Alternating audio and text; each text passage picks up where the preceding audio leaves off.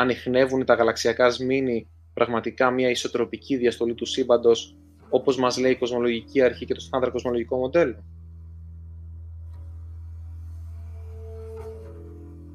Βρήκαμε ότι υπάρχει μια ανισοτροπία διπολικής μορφής, δηλαδή ότι ένα μισό του ουρανού φαίνεται να διαστέλλεται πιο αργά και το ακριβώς αντίθετο μισό του ουρανού φαίνεται να διαστέλλεται πιο γρήγορα. Αυτή είναι η πιο καθαρή ανίχνευση ανισοτροπίας στο τοπικό σύμπαν που έχει αποδειχθεί ποτέ. Μια εναλλακτική εξήγηση θα ήταν μια μεγάλη ροή γαλαξιακών σμηνών με ταχύτητες που αντιβαίνουν πλήρως όμως το κοσμολογικό μας μοντέλο. Είτε το ένα συμβαίνει, είτε το άλλο είναι εξίσου προβληματικό για το στάνταρ κοσμολογικό μοντέλο. Αγαπητές φίλες και αγαπητοί φίλοι, παρακολουθείτε τα φυσικά, μια εκπομπή του διαδικτυακού καναλιού Ανιχνεύσεις Web TV, η οποία ασχολείται με θέματα επιστήμης και τεχνολογίας που παρουσιάζουν ενδιαφέρον για τον καθένα και λαμβάνετε φροντίδα να είναι κατανοητά από όλους. Στην απόψινή μας εκπομπή θα ασχοληθούμε με τη διαστολή του σύμπαντος. Μια νέα μελέτη, η οποία βασίζεται σε παρατηρήσεις μηνών γαλαξιών, δείχνει πως το σύμπαν δεν επεκτείνεται με τον ίδιο ρυθμό προς όλες τις κατευθύνσεις. Δηλαδή δεν είναι ισότροπο. Ένας κύριος συντελεστής της εν λόγω μελέτης θα αναλύσει και θα δώσει πιθανές ερμηνείες των ευρημάτων της μελετητικής ομάδας, αναφερόμενος στις συνέπειες αυτών όσον αφορά στο κοσμολογικό πρότυπο. Ο Κώστας Μίγκας γεννήθηκε και μεγάλωσε στη Θεσσαλονίκη, όπου και σπούδασε στο τμήμα φυσικής του Αριστοτελείου Πανεπιστημίου από το 2010 έως το 2015. Έκανε την πτυχιακή του εργασία πάνω στην ισοτροπία του σύμπαντος και τους υπερκαινοφανείς αστέρες. Στη συνέχεια του δόθηκε υποτροφία από το Πανεπιστήμιο της Βόνης για μεταπτυχιακές σπουδές στην αστροφυσική. Ολοκλήρωσε το μεταπτυχιακό του το 2017 και ξεκίνησε διδακτορικό με τον Τόμας Ράιμπριχ, δουλεύοντας στη μελέτη της ισοτροπίας του σύμπαντος. Τα αποτελέσματα της έρευνας υπήρξαν τόσο σημαντικά ώστε η NASA και η ESA εκδώσανε δελτία τύπου για την ανακοίνωσή τους. Ευχαριστώ πάρα πολύ για την εισαγωγή, Σπύρο. Λοιπόν, και ευχαριστώ για την πρόσκληση ξανά. Ελπίζω να σας δώσω για τα επόμενα 50 λεπτά, ως ανταμοιβή για την πρόσκληση, μιλώντας σας για την διαστολή του σύμπαντος, αν αυτή είναι ανομοιόμορφη ή όχι, και πώς μπορούμε να το καταλάβουμε μέσω γαλαξιακών σμηνών. Πρώτα, μια πολύ σύντομη περίληψη, προτού προχωρήσω στην παρουσίαση. Η ισοτροπία του σύμπαντος είναι μια θεμελιώδη υπόθεση για το στάνταρ κοσμολογικό μοντέλο. Εμείς αναπτύξαμε μια καινούρια μέθοδο πολύ ισχυρή, προκειμένου να την ελέγξουμε παρατηρησιακά, χρησιμοποιώντας γαλαξιακά σμήνη. Και προς τα έκπληξή μας, είδαμε ότι τα γαλαξιακά σμήνη δείχνουν ότι υπάρχει μια ξεκάθαρη παραβίαση της ισοτροπίας στο τοπικό σύμπαν. Προφανώς πρέπει να ξεκινήσουμε από τα βασικά, από το τι είναι η κοσμολογία και από τη γέννηση της σύγχρονης κοσμολογίας. Η κοσμολογία είναι ο κλάδος της αστροφυσικής που μελετάει τη γέννηση, τη συμπεριφορά και την εξέλιξη του σύμπαντος με τον χρόνο, καθώς και το τι περιέχει το σύμπαν.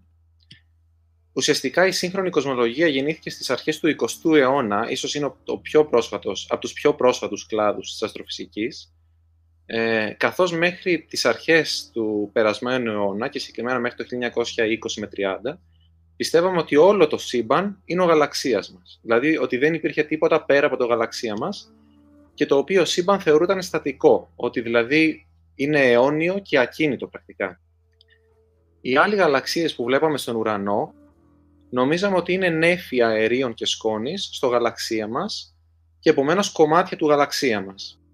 Κάποιοι, όπως ο φιλόσοφος Εμμάνιουελ Καντ, είχαν προτείνει ότι τα νέφη είναι άλλοι γαλαξίες πέρα από το δικό μας, αλλά αυτή η άποψη δεν είχε επικρατήσει. Και είχε επικρατήσει η άποψη ότι όλο το σύμπαν είναι ο γαλαξίας. Έρχεται το 1915 ο Άλμπερτ Άινστάιν και δημοσιεύει την εργασία του πάνω στη γενική θεωρία της σχετικότητας και τις εξισώσεις πεδίου, οι οποίες περιγράφουν το πώς συμπεριφέρεται το σύμπαν σε σχέση με το χρόνο ως συνάρτηση των περιεχόμενών του. Βλέπει ότι το σύμπαν πρέπει είτε να διαστέλλεται είτε να συστέλλεται. Είναι πρακτικά αδύνατο να είναι στατικό, όπως πιστεύαμε μέχρι τώρα. Παρ' όλα αυτά κάνει το λάθος να βάλει την προσωπική του άποψη πάνω από την αντικειμενικότητα των εξισώσεών του και θέλει να εκβιάσει ένα στατικό σύμπαν. Επομένως πάει και βάζει με το χέρι ουσιαστικά αυθαίρετα τη λεγόμενη κοσμολογική σταθερά, έναν έξτρα παράγοντα στις εξισώσεις του που επιτρέπει μια στατική λύση για το σύμπαν. Αργότερα έρχονται 4 άλλοι θεωρητικοί φυσικοί και μαθηματικοί, για παράδειγμα ο Αλεξάνδρ Φρίντμαν και ο Λεμέτρ, και δείχνουν ότι υπάρχουν και άλλες λύσεις εξισώσεις του Einstein, οι οποίες περιγράφουν ένα ισοτροπικό και ομοιογενές σύμπαν, το οποίο πρέπει είτε να διαστέλλεται είτε να συστέλλεται, δεν μπορεί να είναι στατικό. Σε ένα άλλο σημείο του πλανήτη, και συγκεκριμένα στο Χάρβαρντ της Αμερικής, μια υπολογιστική εργάτρια, θα μπορούσαμε να το πούμε έτσι, η Ενριέτα Λεβίτ, μιας και τότε οι γυναίκες ακόμα δεν είχαν το δικαίωμα να είναι αστροφυσικοί στα πανεπιστήμια, ανακαλύπτει ένα καινούριο τρόπο υπολογισμού αποστάσεων μέσω των κυφίδων αστέρων. Έρχεται 17 χρόνια μετά ο Έντβιν Χάμπλ, το 1929, και εκμεταλλεύεται αυτή την ανακάλυψη της Λεβίτ, προκειμένου να υπολογίσει την απόσταση του νέφους της Ανδρομέδας, επειδή ανακάλυψε μέσα σε αυτό το νέφος κυφίδες αστέρες. Βλέπει λοιπόν ότι η απόσταση από το νέφος της Ανδρομέδας είναι πολύ πολύ μεγάλη προκειμένου να ανοίξει το γαλαξία μας. Στην πραγματικότητα είναι γύρω στις 20 φορές μεγαλύτερη η απόσταση από τη διάμετρο του γαλαξία μας. Επομένως δεν μπορεί να είναι η Ανδρομέδα κομμάτι του γαλαξία μας και για πρώτη φορά υπάρχει παρατηρησιακή απόδειξη ότι το σύμπαν επεκτείνεται πέρα από το γαλαξία μας. Το 1929 όλα αυτά, έτσι. Μέχρι τότε όλο το σύμπαν ήταν ο γαλαξίας μας. Και ότι υπάρχουν πολύ ξεχωριστοί γαλαξίες. Σήμερα γνωρίζουμε ότι υπάρχουν 1 τρισεκατομμύριο γαλαξίες στο παρατηρήσιμο σύμπαν, το οποίο σημαίνει ότι αντιστοιχούν 10 γαλαξίες για κάθε άνθρωπο που περπάτησε ποτέ στη Γη. Ένας άλλος πολύ σημαντικός ερευνητής για την παρατηρησιακή κοσμολογία ήταν ο Βέστο Σλίφερ, που το 1917 μετράει τη μετατόπιση του φάσματος από 41 γαλαξίες, το οποίο ονομάζεται ερυθρομετάθεση. Ξέρουμε από το φαινόμενο Doppler, που είχαμε μάθει στο σχολείο, ότι ανάλογα με τη σχετική ταχύτητα μεταξύ ενός αντικειμένου που εκπέμπει ηλεκτρομαγνητική ακτινοβολία και του αποδέχτη αυτής της ακτινοβολίας, το φάσμα του εκπομπού μετατίθεται είτε προς χαμηλότερες ενέργειες είτε προς ισχυρότερες ενέργειες, ανάλογα με την ταχύτητά του προς τα εμάς. Έρχεται λοιπόν ο Σλίφερ και μετράει αυτή την ερυθρομετάθεση για 41 γαλαξίες και επομένως από το φαινόμενο Doppler μετράει και την ταχύτητα απομάκρυνσής τους από εμάς. Ξαναέρχεται ο Χάμπλ και παίρνει και τις δικές του μετρήσεις, τις συνδυάζει με την ιδιότητα των κυφίδων αστέρων που είχε ανακαλύψει η Λεβίτ και μελετάει τη συσχέτιση μεταξύ της απόστασης των γαλαξιών σε σχέση με την ταχύτητα απομάκρυνσής τους. Όσο πιο μακριά είναι ένας γαλαξίας από εμάς, τόσο ταχύτερα απομακρύνεται από εμάς επίσης. Αυτό ονομάζεται νόμος του Χάμπλ και έχει μια πάρα πολύ απλή εξίσωση για το τοπικό μας σύμπαν τουλάχιστον, που συνδέει την ταχύτητα απομάκρυνσης του κάθε γαλαξία με την απόστασή του. Αυτή η σταθερά που σχετίζει που φτιάχνει ουσιαστικά αυτή την αναλογία ονομάζεται σταθερά του Χάμπλ και πρακτικά είναι ο ρυθμός διαστολής του σύμπαντος. Άρα για πρώτη φορά παρατηρησιακά ξέρουμε ότι το σύμπαν διαστέλλεται και δεν είναι στατικό όπως πιστεύαμε. Τις επόμενες δεκαετίες συνέβησαν φοβερές ανακαλύψεις στην παρατηρησιακή κοσμολογία. Παρ' όλα αυτά θα προσπεράσουμε τις περισσότερες και θα μεταφερθούμε σχεδόν 70 χρόνια αργότερα, στο 1998 με 1999, όπου οι τρεις εν λόγω κύριοι, ο Άνταμ Ρίς, ο Σολ Περμούτερ και ο Μπράιαν Σμιτ, χρησιμοποιούν υπερκαινοφανείς αστέρες, οι οποίοι είναι πολύ καλοί ιχνηλάτες της απόστασής τους από εμάς, προκειμένου να μελετήσουν το πώς διαστέλλεται το σύμπαν με μεγαλύτερη ακρίβεια. Αυτό που βρίσκουν είναι ότι η διαστολή του σύμπαντος μετά το Big Bang, για το οποίο θα μιλήσουμε αργότερα, φαίνεται αντί να επιβραδύνεται, φαίνεται να επιταχύνεται. Και αυτό δεν μπορεί να εξηγηθεί από ένα σύμπαν που απλά περιέχει ύλη μέσα του, φυσιολογική ύλη όπως την γνωρίζαμε. Η καλύτερη εξήγηση που έχουμε μέχρι στιγμής είναι ότι το 70% του σύμπαντος, της συνολικής ενέργειας και μάζας του σύμπαντος, είναι στη μορφή της σκοτεινής ενέργειας. η οποία σκοτεινή ενέργεια συμπεριφέρεται όπως η κοσμολογική σταθερά την οποία είχε εισηγάγει ο Αϊνστάιν, που να ήξερε ότι 70 χρόνια αργότερα θα ξαναεμφανιστεί στο προσκήνιο. Μετά από αυτή την σύντομη ιστορική εισαγωγή, περνάμε τώρα στο να εξηγήσουμε περιληπτικά το τι είναι το πρότυπο, το στάνταρ, αν προτιμάτε, κοσμολογικό μοντέλο. Το κοσμολογικό μας μοντέλο μας λέει ότι το σύμπαν δημιουργήθηκε με τη μεγάλη έκρηξη, το Big Bang, 13,7 δισεκατομμύρια χρόνια πριν, όπου στιγμιαία όλος ο χώρος, ο χρόνος και οι ύλοι δημιουργήθηκαν. Ένα απειροελάχιστο κλάσμα του δευτερολέπτου αργότερα συνέβη μια ταχύτατη διαστηλή του σύμπαντος που κατέκλυσε το χώρο με ύλη και ακτινοβολία, η οποία ονομάζεται πληθωρισμός. Διήρκησε εξωφρενικά λίγο, 10⁻32 δευτερόλεπτα, αλλά ήταν αρκετή προκειμένου να βλέπουμε την επίδραση που είχε ακόμα και σήμερα. Όσο το σύμπαν μεγαλώνει, τόσο κρυώνει. Αυτό είχε ως αποτέλεσμα 380.000 χρόνια μετά τη μεγάλη έκρηξη να κρυώσει αρκετά προκειμένου τα ηλεκτρόνια να δεσμευτούν από τα πρωτόνια και να σχηματίσουν υδρογόνο. Αυτό έδωσε το δικαίωμα, ας πούμε, στα φωτόνια, στην ακτινοβολία του σύμπαντος, να διαχυθεί ελεύθερη. Μέχρι τότε δεν μπορούσε, γιατί χτυπούσε πάνω στα ελεύθερα ηλεκτρόνια και δεν μπορούσαν τα φωτόνια να ταξιδέψουν.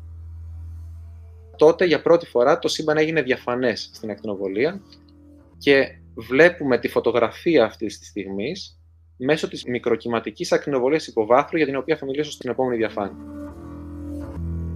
7 δισεκατομμύρια χρόνια μετά το Big Bang, ή αν προτιμάτε 7 δισεκατομμύρια χρόνια πριν από σήμερα, η σκοτεινή ενέργεια αρχίζει να γίνεται σημαντική και αρχίζει η επιταχυνόμενη διαστολή του σύμπαντος για πρώτη φορά. Ας γυρίσουμε πίσω τώρα στα 380.000 χρόνια μετά τη Μεγάλη Έκρηξη και στη μικροκυματική ακτινοβολία υποβάθρου, η οποία πρακτικά είναι η φωτογραφία εκείνης της στιγμής, είναι η φωτογραφία του σύμπαντος όταν είχε μόλις το 0,003% της σημερινής του ηλικίας. Και είναι το πιο ακριβές απομεινάρι της Μεγάλης Έκρηξης, το οποίο μπορούμε να δούμε. Είναι η πιο αρχαία ακτινοβολία που μπορούμε να δούμε. Ένα ενδιαφέρον στοιχείο είναι ότι μέρος του χιονιού που βλέπαμε παλιά στις τηλεοράσεις ή που ακούμε στα ραδιόφωνα όταν είμαστε ανάμεσα στις σταθμούς, είναι εν μέρη λόγω της ανίχνευσης αυτής της ακτινοβολίας από τις κεραίες μας. Δηλαδή τα χιόνια που ακούμε στο ραδιόφωνο, την επόμενη φορά που θα ακούσετε, σκεφτείτε πρακτικά ότι ακούτε την δημιουργία του σύμπαντος. Περνάμε τώρα στα συστατικά του. Το πρώτο είναι ακτινοβολία, το οποίο όμως αποτελεί ένα πολύ μικρό κομμάτι της συνολικής πυκνότητας του σύμπαντος και η οποία αποτελείται από φωτόνια και από σχετικιστικά σωματίδια. Να εξηγήσουμε για τους φίλους μας που δεν γνωρίζουν ότι σχετικιστικά είναι αυτά τα οποία κινούνται με ταχύτητες της τάξης της ταχύτητας του φωτός, ενώ τα μη σχετικιστικά είναι αυτά τα οποία κινούνται με χαμηλότερες. Σωστά. Μετά έχουμε την κανονική ύλη, δηλαδή τη βαριονική ύλη που εκπέμπει ηλεκτρομαγνητική ακτινοβολία και από την οποία αποτελούμαστε εμείς, ο πλανήτης που ζούμε, τα αστέρια και όλα γύρω μας. Έχουμε και τη σκοτεινή ύλη, η οποία είναι το 25%, το 1/4 του σύμπαντος, η οποία είναι άγνωστης φύσεως, δεν γνωρίζουμε τι είναι και μπορούμε μόνο να την ανιχνεύσουμε έμεσα μέσω της βαρυτικής επίδρασης που έχει στη φυσιολογική ύλη. Και τέλος, το 70% του σύμπαντος είναι στη μορφή σκοτεινής ενέργειας, η οποία πραγματικά δεν ξέρουμε τι είναι, απλά βλέπουμε ότι επιδρά ως αντιβαρύτητα στο σύμπαν, ουσιαστικά σμπρώχνοντας το σύμπαν να διαστέλλεται όλο και ταχύτερα. Όσο διαστέλλεται το σύμπαν, τόσο μεγαλώνει το μέγεθός του. Ο ρυθμός διαστολής με τον οποίο συμβαίνει αυτό, ο ρυθμός διαστολής του σύμπαντος σήμερα, ονομάζεται σταθερά Hubble. Αυτό που είναι σημαντικό να ξέρουμε είναι ότι η σταθερά του Hubble είναι ίσως η πιο σημαντική κοσμολογική παράμετρος σήμερα. Όσο διαστέλλεται το σύμπαν, τόσο οι γαλαξίες απομακρύνονται ένας από τον άλλο. Όταν ένας γαλαξίας εκπέμπει φως, εκπέμπει φωτόνια, αυτό το φως ταξιδεύει μέσα στο διασταλλόμενο σύμπαν με πεπερασμένη ταχύτητα, δηλαδή όχι με άπειρη ταχύτητα, αλλά του παίρνει χρόνο να φτάσει σε εμάς. Όσο ταξιδεύει, τόσο διαστέλλεται το σύμπαν. Λόγω αυτής της ιδιότητας και της γενικής θεωρίας της σχετικότητας, όταν ανιχνεύουμε εμείς αυτό το φως, το ανιχνεύουμε με μικρότερη συχνότητα από την οποία είχε παραχθεί στο γαλαξία. Αυτή ακριβώς είναι η ερυθρομετάθεση που λέγαμε πριν. Είναι δηλαδή αυτή η μετατόπιση του φάσματος από το αυθεντικό φάσμα σε αυτό που βλέπουμε εμείς. Αυτή την ερυθρομετάθεση μπορούμε πολύ εύκολα να τη μετρήσουμε παρατηρησιακά και είναι ίσως η πιο σημαντική ποσότητα που μπορούμε να μετρήσουμε παρατηρησιακά στην κοσμολογία.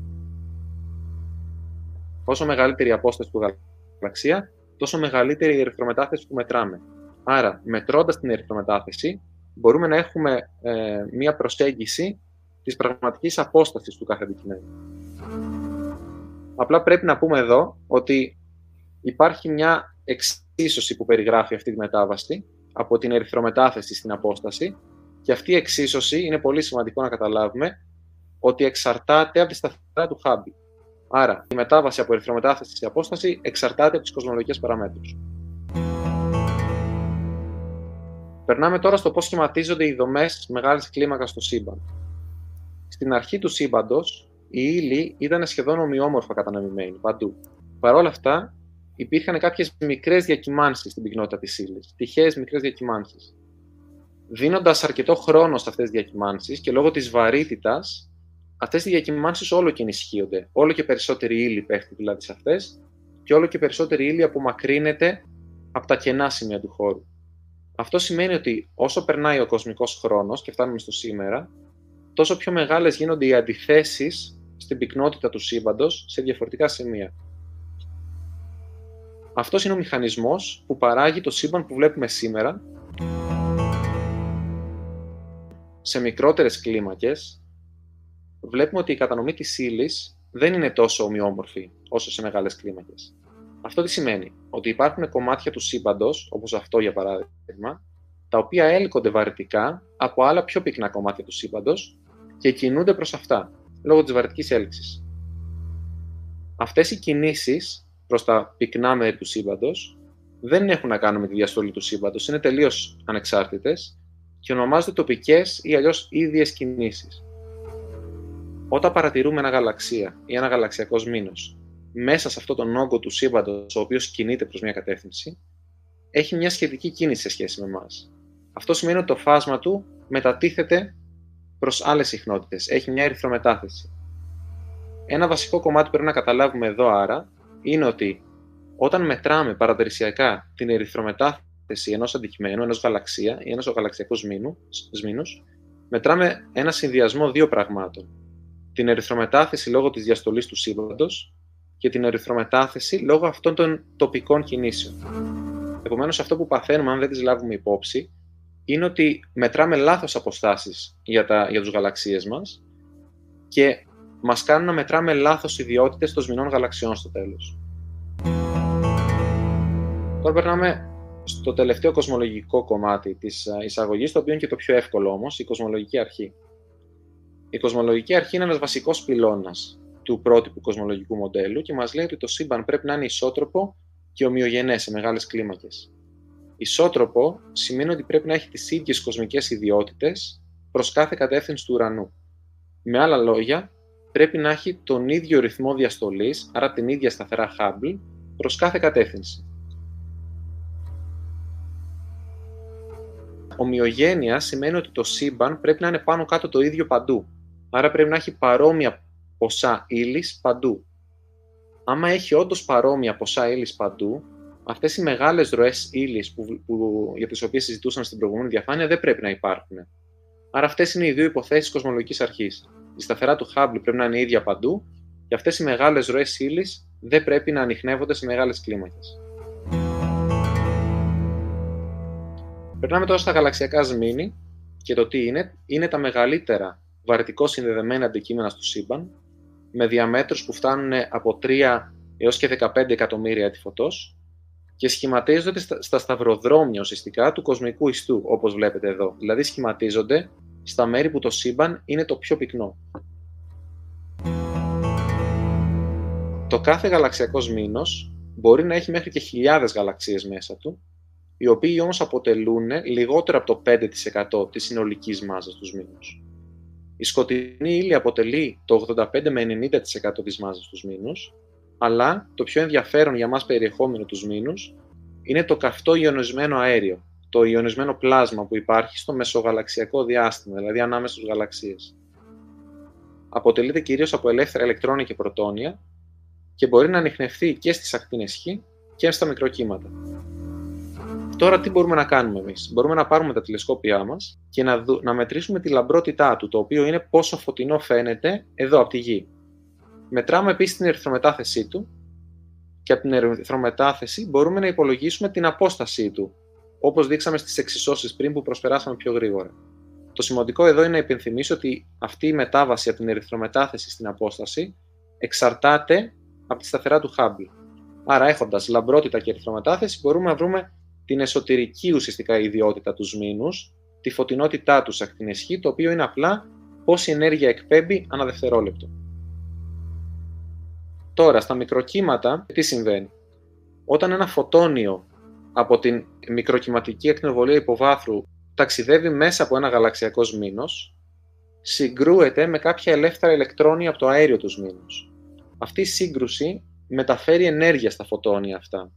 Επομένως, εμείς όταν τα ανιχνεύουμε αυτά τα φωτόνια, βλέπουμε ότι έχουν μεγαλύτερη ενέργεια από αυτή που θα έπρεπε να έχουν, σύμφωνα με την μικροκυματική ακτινοβολία υποβάθρου.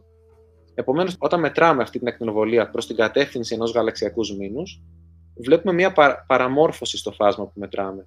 Αυτή η παραμόρφωση, το πόσο έντονη είναι, εξαρτάται από τη συνολική θερμική ενέργεια του αερίου. Η εγγενής ιδιότητα αυτού του πράγματος είναι κάτι σαν την συνολική θερμική ενέργεια που έχει ένας μήνος μέσα του και εξαρτάται και αυτή από τη σταθερά του Hubble μέσω της απόστασης. Άρα κρατάμε ότι και η φωτεινότητα και η συνολική θερμική ενέργεια εξαρτώνται από τη σταθερά του Hubble, η οποία περιγράφει τη διαστολή του σύμπαντος, το πόσο γρήγορα συμβαίνει.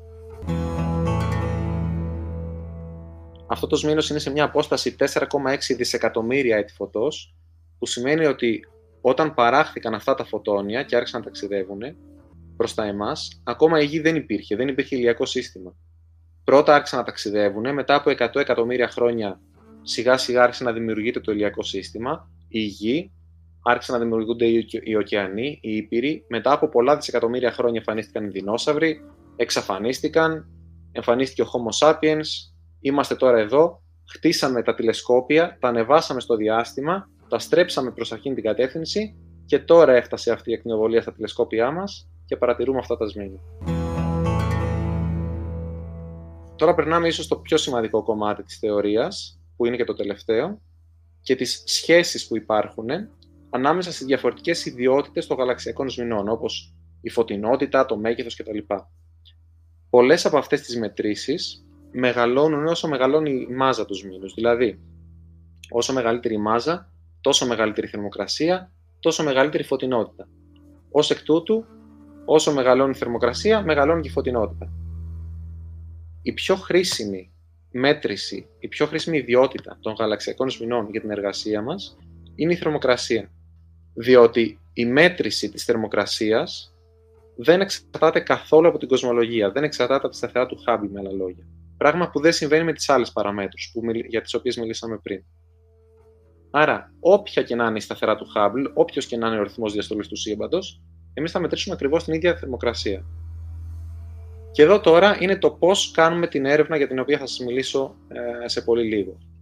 Σχετίζουμε τη θερμοκρασία αυτών των σμηνών με άλλες τους ιδιότητες, για παράδειγμα τη φωτεινότητα και άλλα πράγματα. Όπως προείπα, η θερμοκρασία δεν εξαρτάται από την κοσμολογία, άρα μπορούμε να υπολογίσουμε το δεξιά μέρος αυτής της εξίσωσης χωρίς καμία υπόθεση για τη σταθερά του Hubble. Τώρα πάμε αριστερά και έχουμε εδώ μέσα, λόγω της απόστασης, έχουμε τη σταθερά του Hubble που είναι ο ρυθμός διαστολής του σύμπαντος. Έχουμε αυτές τις ροές ύλης που επηρεάζουν την ερυθρομετάθεση όπως είπαμε πριν και μπορούμε να παίξουμε με τις τιμές αυτών των πραγμάτων, αυτών των παραμέτρων, προκειμένου να κάνουμε το αριστερό μέρος της εξίσωσης να είναι το ίδιο με το δεξιά μέρος της εξίσωσης. Και έτσι έχουμε έναν υπολογισμό των κοσμολογικών παραμέτρων μέσω αυτών των σχέσεων. Κάνοντας ακριβώς την ίδια διαδικασία για διαφορετικές περιοχές του ουρανού, μπορούμε να υπολογίσουμε το ρυθμό διαστολής του σύμπαντος για κάθε κατεύθυνση του ουρανού και να δούμε αν όντως τελικά φαίνεται να είναι ο ίδιος παντού ή αν διαφέρει από κατεύθυνση σε κατεύθυνση. Αυτή μέχρι σήμερα είναι η πιο ισχυρή μέθοδος που έχουμε για να ανιχνεύουμε πιθανές ανισοτροπίες στο τοπικό σύμπαν. Φτάνουμε επιτέλους στο πρώτο κομμάτι της εργασίας, η φασματοσκοπική ανάλυση 330 γαλαξιακών σμηνών και η μελέτη της κοσμικής ισοτροπίας μέσω της σχέσης φωτεινότητας και θερμοκρασίας. Αυτό που κάναμε πρώτα είναι να πάρουμε αυτά τα τηλεσκόπια, το XM Newton και το Chandra, να τα στρέψουμε προς 330 γαλαξιακά σμήνη, να μετρήσουμε τα φάσματά τους και να μετρήσουμε τις θερμοκρασίες τους και επιπλέον να μετρήσουμε και τη φωτεινότητά τους. Άρα, έχοντας τώρα φωτεινότητα και θερμοκρασία, μπορούμε να δημιουργήσουμε αυτό το διάγραμμα, το οποίο είναι θερμοκρασία στον άξονα Χ και φωτεινότητα στον άξονα Ψ. Βλέπουμε ότι υπάρχει μια πολύ καλή συσχέτιση αυτών των δύο ποσοτήτων, όσο μεγαλύτερη θερμοκρασία, τόσο μεγαλύτερη φωτεινότητα. Και βλέπουμε επίσης ότι άλλες έρευνες που έχουν γίνει στο παρελθόν για την ίδια σχέση έχουν δώσει πολύ παρόμοια αποτελέσματα με τα δικά μας, το οποίο είναι ένα πολύ ενθαρρυντικό πρώτο βήμα για να σιγουρευτούμε ότι έχουμε κάνει καλά τη δουλειά μας. Ερχόμαστε τώρα στην κύρια ερώτηση και είναι: θα δούμε τον ίδιο ρυθμό διαστολής προς κάθε κατεύθυνση χρησιμοποιώντας τη σχέση φωτεινότητας και θερμοκρασίας όπως είπαμε πριν? Σε πρώτη ανάλυση βλέπουμε ότι δεν βλέπουμε τον ίδιο ρυθμό διαστολής στο σύμπαν. Αυτό είναι το πρώτο συμπέρασμα. Ένα άλλο πολύ ενδιαφέρον κομμάτι είναι ότι άλλες μελέτες που είχαν γίνει στο παρελθόν εντοπίζουν μια παρόμοια ανισοτροπία προς την ίδια κατεύθυνση. Το πλεονέκτημα της δικιάς μας δουλειάς είναι ότι μπορεί για πρώτη φορά να ξεχωρίσει μεταξύ ενός φυσικού φαινομένου και τυχαιότητας. Οι προηγούμενες μελέτες δεν είχαν αρκετά δεδομένα προκειμένου να μπορούν να πούνε με σιγουριά ότι ναι, αυτό που βρίσκουμε είναι ένα φυσικό φαινόμενο και δεν μπορεί να έχει δημιουργηθεί κατά τύχη. Παρ' όλα αυτά, δεν σημαίνει ότι οι ανισοτροπίες έχουν κοσμολογική φύση. Υπάρχουν και άλλες εξηγήσεις και πρέπει να τις ψάξουμε. Η πρώτη εξήγηση που ψάχνουμε είναι αν τυχόν συμβαίνει έξτρα επιπλέον απορρόφηση ακτίνων Χ από το γαλαξία μας. Τώρα, για να κάνουμε τα πράγματα λιανά, εμείς βρισκόμαστε μέσα στο γαλαξία μας και παρατηρούμε γαλαξιακά σμήνη.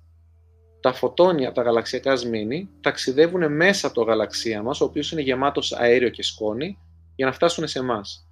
Κάποια από τα φωτόνια συγκρούονται με αυτό το αέριο του γαλαξία και απορροφώνται, με αποτέλεσμα εμείς να μην τα λαμβάνουμε και να βλέπουμε τα σμήνη να εμφανίζονται πιο αμυδρά από ό,τι θα έπρεπε. Εμείς το γνωρίζουμε αυτό το φαινόμενο και διορθώνουμε τις παρατηρήσεις μας για αυτό το φαινόμενο.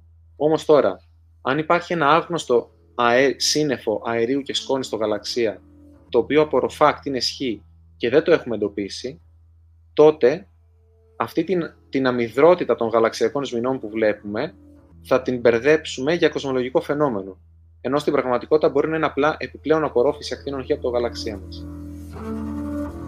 Το δεύτερο σενάριο είναι αυτές οι τοπικές ροές γαλαξιακών σμηνών που μας χαλάνε τις ερυθρομεταθέσεις, μας χαλάνε τις αποστάσεις και μας χαλάνε τις μετρούμενες ιδιότητες των σμηνών. Θα μπορούσαν και αυτές να εξηγήσουν αυτό που βλέπουμε. Και μία τρίτη εξήγηση θα ήταν πραγματικά η ύπαρξη μιας ανισοτροπικής διαστολής του σύμπαντος, τουλάχιστον μέχρι τα 2,5 δισεκατομμύρια έτη φωτός, μέχρι τα οποία μπορούμε να ανιχνεύσουμε εμείς το τι συμβαίνει στο σύμπαν με τα γαλαξιακά μας μήνυμα. Για να καταλάβουμε τι από τα τρία είναι, χρησιμοποιήσαμε πολλές άλλες καινούργιες σχέσεις μεταξύ ιδιωτήτων γαλαξιακών σμηνών.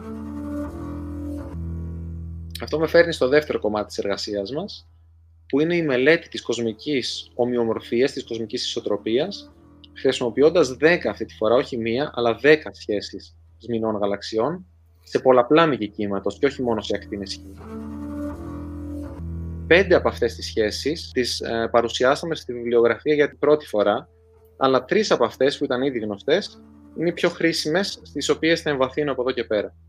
Και βάζοντας τα όλα αυτά μέσα σε μια σούπα ουσιαστικά, τα χρησιμοποιούμε ταυτόχρονα για να προσπαθήσουμε να απαντήσουμε την εξής ερώτηση. Ανιχνεύουν τα γαλαξιακά σμήνη πραγματικά μια ισοτροπική διαστολή του σύμπαντος, όπως μας λέει η κοσμολογική αρχή και το στάνταρ κοσμολογικό μοντέλο? Τρέξαμε πολλαπλά τεστ για να ανακαλύψουμε συστηματικά λάθη που μπορεί να έχει η ανάλυση μας και υπάρχουν πολλά ενδιαφέροντα αποτελέσματα στην έρευνά μας που έχουν να κάνουν με τη φυσική των γαλαξιακών σμηνών και όχι την κοσμολογία. Παρ' όλα αυτά, εδώ θα επικεντρωθώ στην κοσμολογική εκδοχή ουσιαστικά της εργασίας μας και όχι στη φυσική.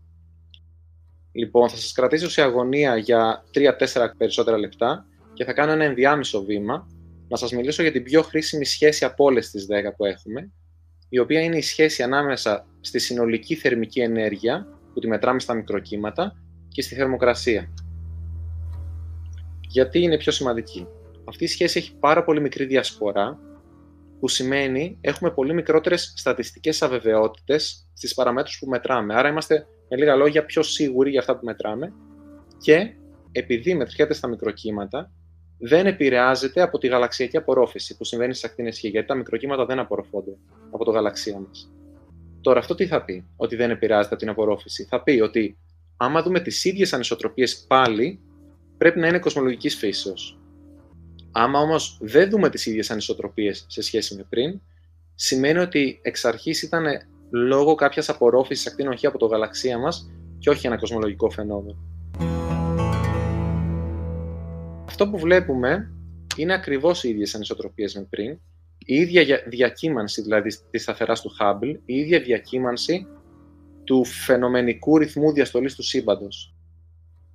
Με μία εκβάθους και πολύ εκτενή ανάλυση, δημιουργούμε τον πρώτο χάρτη του ουρανού που να δείχνει ουσιαστικά το ρυθμό διαστολής του σύμπαντος, που να είναι κατασκευασμένος από πολλές συχνότητες ταυτόχρονα, δηλαδή ξανά ακτίνες Χ, μικροκύματα και υπέρυθρο.